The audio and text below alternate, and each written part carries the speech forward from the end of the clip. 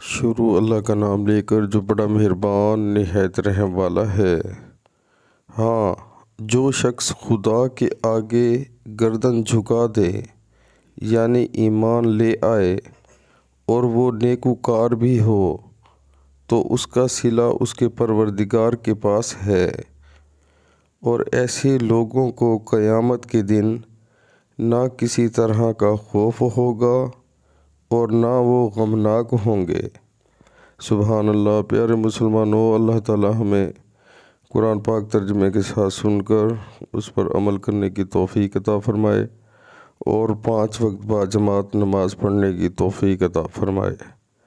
پیارے مسلمانوں، اللہ تعالیٰ قرآن پاک کی اس آیت میں بتا رہے ہیں کہ جو اللہ کا بندہ اللہ کے آگے اپنی گردن جھکا دے گا، یعنی کہ دل میں خوف رکھے گا کہ اس نے اپنی زندگی جو ہے وہ اللہ کی عبادت میں گزارنی ہے، نہ کہ شیطان کے راستے پر چل کر گزارنی ہے، تو وہ بندہ کامیاب ہے۔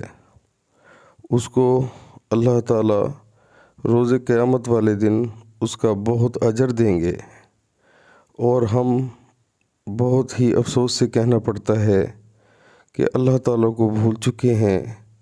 سارا دن ہم ادھر ادھر ٹائم ویسٹ کر دیتے ہیں، شیطان کی بات مان لیتے ہیں اور اپنی گردن کو جو ہے سارے دن اکڑا کر رکھتے ہیں، یعنی کہ جھکاتے نہیں، تو اس میں بہت ہی بڑی خرابی ہے۔